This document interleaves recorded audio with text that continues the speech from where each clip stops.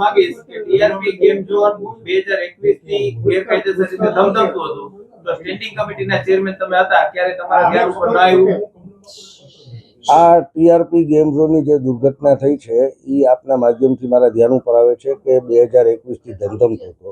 સ્વાભાવિક રીતે સ્ટેન્ડિંગ કમિટીના ચેરમેન તરીકેની જવાબદારી વહન કરતો ત્યારે સમગ્ર શહેરમાંથી જે કોઈ પણ જગ્યાએ ગેરકાયદેસર બાંધકામની ફરિયાદો આવે છે એની ફોલોઅપ લેવાય છે. એની ટીપીઓ હોય કે એટીપી હોય એ લેવલે આપણે એની કામગીરી કરાવી જ છે.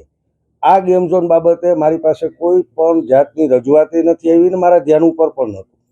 ટીપીઓ શાખાના અધિકારીની સંડોવણી આમાં સામે આવી રહી છે કે તેમની રહેમ નજર હેઠળ અથવા તેમને કોઈ આર્થિક લાભ લઈને આ ચાલવા દીધું, એ વાત અત્યારે સામે આવી રહી છે. કોર્ટમાં પણ એ વાત રજૂ કરવામાં આવી છે સરકારના વકીલ દ્વારા. તો આમ આટલું મોટું ટીપીઓ શાખાના અધિકારીઓ કૌભાંડ કરતા હોય ને તમને ખબર નથી, તો એ તમારી પણ બેદરકારી ન કહી શકાય?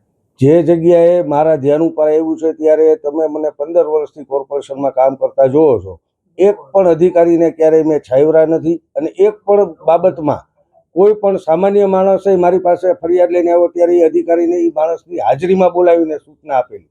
હવે વાત રહી આ જે કાંઈ પણ ટીપી શાખાની, તો અત્યારે સીટની રચના થઈ છે અને સરકાર ખૂબ ગંભીરતાપૂર્વક આ ઘટનાને લીધી છે અને કદાચ ગુજરાતમાં કહી શકાય એવા કડક પગલાઓ ભરવામાં આવી રહ્યા છે.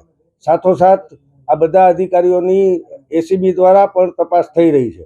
જે કાંઈ પણ સત્ય હશે એ સામે આવશે અને હું એવું માનું છું કે આ દુર્ઘટનામાં જે કોઈ પણ જવાબદાર હોય એના ઉપર એવા કડક પગલાં ભરાવા જોઈએ કે સમગ્ર રાજકોટ કે સમગ્ર ગુજરાત નહીં, આ દેશમાં દાખલારૂપ સજા મળે અને આ પ્રકારના બનાવો બનતા અટકાવવાની જવાબદારી જેની છે એ બધા સતર્કતાપૂર્વક પોતાની કામગીરી બજાવે.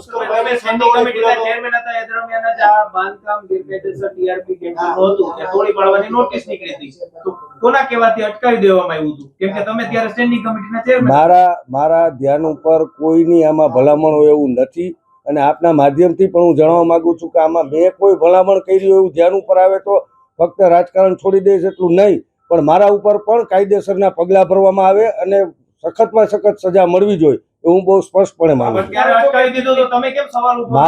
મારા ધ્યાન ઉપર આવ્યું હોત તો ત્યારે મેં 100% પગલાં ભરવાની સૂચના આપી હોત, પરંતુ બહુ સભાનતાપૂર્વક કહું છું કે મારા ધ્યાન ઉપર નહોતું.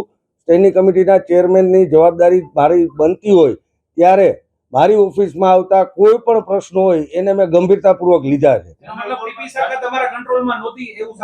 મારા ધ્યાનમાં આવ્યું છે ત્યારે મેં દરેક કેસમાં કેસ ટુ કેસ ટીપી શાખાને અરજદારની સામે બેસાડીને એના રસ્તા કાઢ્યા. ટીપી શાખાએ આપના કંટ્રોલમાં રહ્યા વગર રૂપિયા બેફામ બનાવ્યા છે એનું એવું આના પરથી સાબિત થાય છે.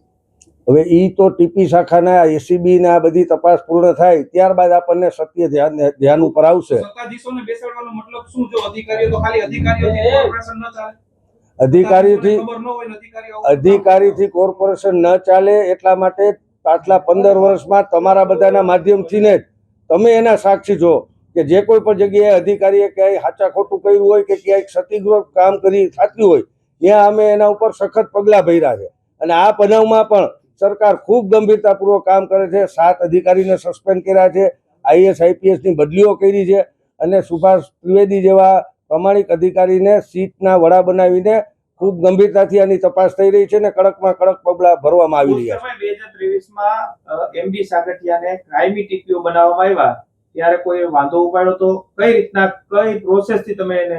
અમારી પાસે સ્વાભાવિક રીતે કમિશનર સાહેબને ત્યાંથી ને આનું ઇન્ટરવ્યુ ને એ બધું લઈ અને એનું લિસ્ટ અમારી ડીપીસી જેમાં મેયર ચેરમેન દંડક, પાર્ટી નેતા અને વિપક્ષના નેતાની કમિટી હોય છે. એમાં અમે ઇન્ટરવ્યુ લઈને એના માર્કિંગના આધારે અમે ભલામણ કરતા હોય છે સામાન્ય સભાને. ખાસ આ આખો જે ઘટનાક્રમ સર્જાયો આની અંદર નોટિસો આપવામાં આવી, અગાઉ પણ આગ લાગી હતી, કોર્પોરેશનની અંદર મંજૂરી માટે કાયદેસર કરવાની અરજીઓ આવી હતી, તો કેમ તમારા ધ્યાને એક પણ મુદ્દો મૂકવામાં ન આવ્યો અથવા તો કેમ તમે અજાણ રહ્યા? સ્વાભાવિક રીતે કોર્પોરેશનની કામગીરીમાં અલગ અલગ વિભાગમાં રોજબરોજની કામગીરી થતી હોય ત્યારે પદાધિકારી તરીકે કોઈનો ઇમ્પેક્ટનો પ્લાન મંજૂર થયો કે નથી થયો કે ઇન્વર્ટ થયો કે નથી થયો એ ડે ટુ ડે રૂટીન કામગીરી 18 વોર્ડમાં ટીપી શાખાના અધિકારીઓ સંભાળતા હોય છે. અમારી પાસે જે કોઈ પણ આવે છે એ પોલિસી ડિસિઝન લેવાનો હોય અથવા તો કોઈ જગ્યાએ ક્યાંય ફરિયાદ આવી હોય તો આના અનુસંધાને અમે ચોક્કસથી કાર્યવાહી કરતા હોય. તમે સ્ટેન્ડિંગ કમિટીના ચેરમેન હતા એ દરમિયાન જનરલ બોર્ડની અંદર આ જ ટીપીઓ સાગઠિયા સામે તમારા જ ભાજપના કોર્પોરેટરોએ એવા સવાલ ઉઠાવ્યા હતા. કે ભ્રષ્ટાચાર કરે છે, તો એ સમયે કેમ કોર્પોરેશને કોઈ પગલાં ન લીધા અથવા તો પદાધિકારી નહીં, મારી પાસે સાગઠિયા સાહેબે કોઈ ભ્રષ્ટાચાર કર્યો છે એવા કોઈ અમારા કોર્પોરેટરે ફરિયાદ મારી પાસે કરેલી નથી.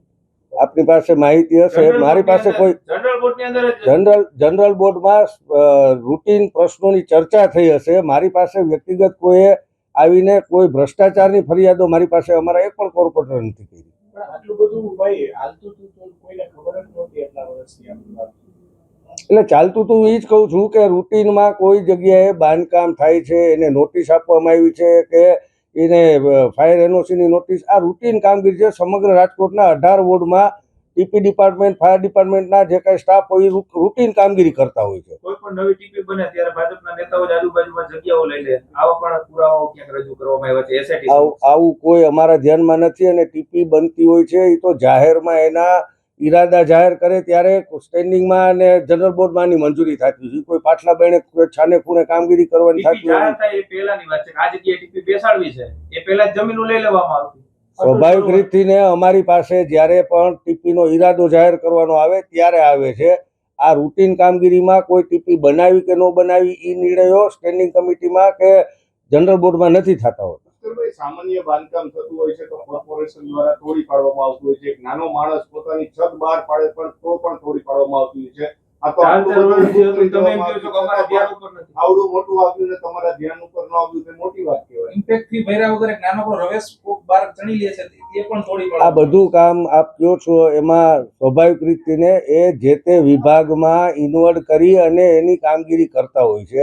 એની ઇન્વોલ્વની કામગીરી